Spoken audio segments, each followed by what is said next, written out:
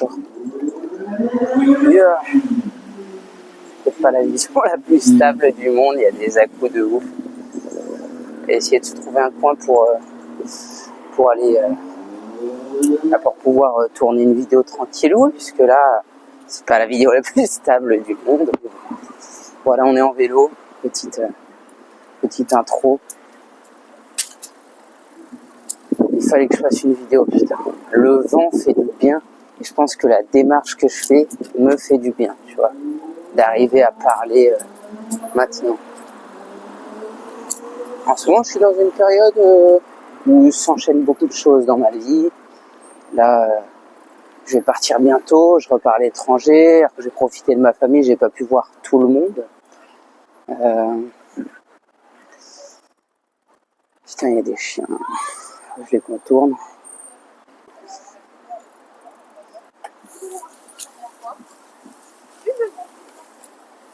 Ok. Allez, je coupe. Stylé ce plan. Ok, c'est parti. Allez, on reprend la vidéo. Donc, ouais, je me suis dit qu'il fallait que je fasse la vidéo en mouvement. J'ai un mal de dos pas possible en ce moment. Donc tout ça pour dire, désolé s'il y a des bruits de voiture à côté. On peut pas faire autrement. Tu me dire, on peut clairement faire autrement. Oui, on peut clairement, mais c'est pas grave. J'avais envie de faire la vidéo comme ça. Donc, ouais, j'ai beaucoup de choses dans ma vie qui se passent en ce moment. Je viens de revenir en France, comme j'ai dit, je vais repartir dans pas longtemps. Le temps de voir toute ma famille, c'est impossible. Et puis je me rends compte que mes objectifs, ils concordent pas avec ceux de ma famille ou avec les habitudes de ma famille. Donc je peux pas espérer évoluer. Attention. Je peux pas espérer évoluer et rester avec ma famille en même temps, c'est impossible. Ça marchera pas. Donc c'est compliqué à ce niveau-là. Il y a une part d'acceptation. En même temps, il faut que j'accepte le processus, évoluer.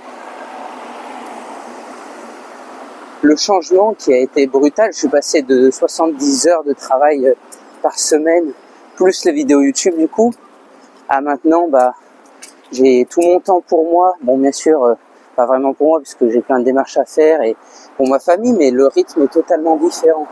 Et là, je repars pendant 6 mois dans un autre endroit, donc il va falloir que je reprenne les habitudes. Là, pareil, avec un rythme à 70 heures par semaine, ça va être costaud. Je sens que mon corps m'a demandé cette pause et aurait mérité sûrement une plus longue. Mais bon, c'est comme ça. Je suis allé me faire aider. Je suis allé voir ma kinésiologue qui m'a fait un peu d'acupuncture. Elle m'a fait faire de la visualisation. Et puis elle m'a prescrit de prendre certaines choses puisqu'elle a vu que dans mon corps, j'étais stressé à partir de certains organes, notamment l'intestin grêle du coup. Donc pour tout ça, elle m'a conseillé de prendre de la vitamine C, des fleurs de bac et des gélules d'une huile que je ne connais pas. Donc je suis allé me renseigner dessus. Donc tous ces bienfaits sont adaptés pour moi et vont me permettre d'évoluer un peu. Et dans cette période, je sens que j'ai énormément d'énergie. Hop. Je sens que j'ai énormément d'énergie. Et malheureusement, ou heureusement, je dois rester avec moi-même. Même si j'ai des activités à faire, j'ai pas tout le temps. Je pourrais trouver des idées de vidéos ou quoi. Mais je sais pas, je ressens le besoin aussi. C'est paradoxal, hein. Faut que je reste avec moi-même et je ressens le besoin en même temps de partir. C'est qu'il y a un inconfort à être stable comme ça, puisque je suis seul face à mes émotions, seul face à mes démons. Et toute mon énergie que j'écris en moi hurle pour que je fasse, pour que je la mette au service d'autre chose. Donc ça me pousse à faire les choses tous les jours, à pas rester à rien faire, parce que sinon j'aurais relapse depuis un moment. J'ai l'énergie pour pouvoir faire les choses, mais l'environnement dans lequel je suis, c'est une sorte de transition et c'est vraiment pas facile. Ça, c'est ce que je ressens sur le plan énergétique en moi par rapport à ma situation. Et puis aussi autre chose sur le plan temporel, c'est que demain, que j'ai laissé passer, c'est que demain, c'est mon anniversaire, j'aurai 23 ans les gars, et c'est que début novembre, je serai à mes 1 an de rétention séminale les gars. Et je sens le cap de l'ego qui arrive. Alors, je l'ai pas passé pour l'anecdote. 1 an de rétention séminale. Et c'est comme ça que je l'ai ressenti. Et puis j'ai vu une vidéo de Thomas Maillet-Chéry qui en parlait. Et qui du coup avait fait... donc dans cette vidéo, Thomas Maillet-Chéry expliquait la timeline de la rétention séminale. Par quoi tu passais, etc.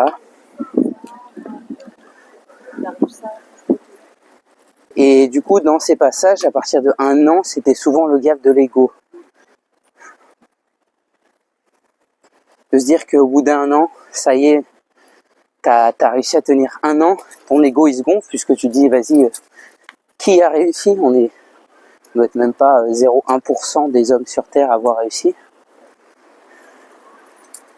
Et une fois que t'as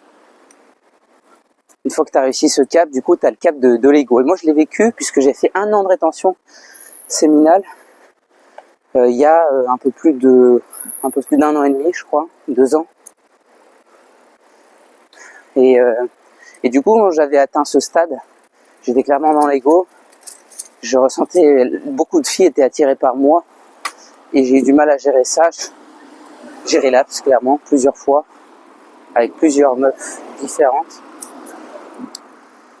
Je me suis senti nul. Voilà, c'est pas forcément la question. Du coup, j'ai recommencé, j'ai refait un strike de 2 mois. J'ai relapse encore une fois. Et ensuite, j'ai recommencé. Et là, je suis bientôt à 1 an. Donc le stade, donc, toute cette digression pour dire que le parcours que j'avais fait, eh bien, je viens de le refaire. Bon, bien sûr, je le connaissais et il était un peu différent puisque c'est jamais la même chose. Mais là, je vais me reconfronter à la difficulté de cette barrière de l'ego.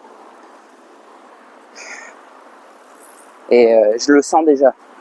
Je le sens déjà parce que j'ai plusieurs signes qui m'ont fait savoir que ça allait arriver dans mes rêves.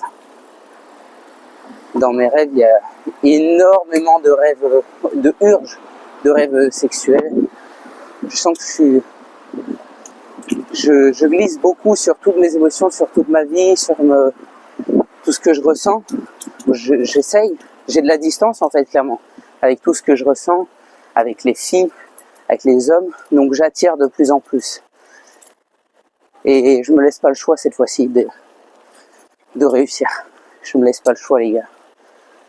Je préfère, et c'est dans une vidéo, dans le podcast de Nassim Saïli que j'avais entendu ça, je m'explique.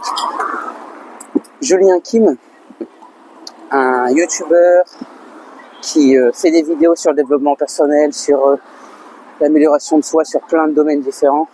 Ils avaient discuté donc sur le podcast, je vais y arriver, de Nassim Saïli. Et il avait dit, Julien Kim, ce qu'il avait dit, c'est quand tu renforces ton circuit nerveux avec la récompense que tu désires toi. Là, je dis avec mes mots, hein, c'est pas exactement ce qu'il avait dit. Mais quand tu dis que tu veux atteindre quelque chose, donc tu mets tout en œuvre pour y arriver, tu fais des habitudes, Et quand tu as des périodes de relâchement où tu as des tentations qui arrivent, ton circuit de la récompense pour tes objectifs est tellement poussé que ça devient plus dur pour toi d'aller vers tes tentations que de faire ce qui est bon pour toi. Je trouvais ça incroyable et c'est clairement mon but. C'est clairement devenu mon but à ce jour et je vais y arriver les gars. Je vous le dis. Donc voilà. Je sais pas si la vidéo sera très agréable à regarder, mais en tout cas elle est agréable à tourner. Merci à tous d'avoir regardé cette vidéo et puis à la prochaine. Ciao.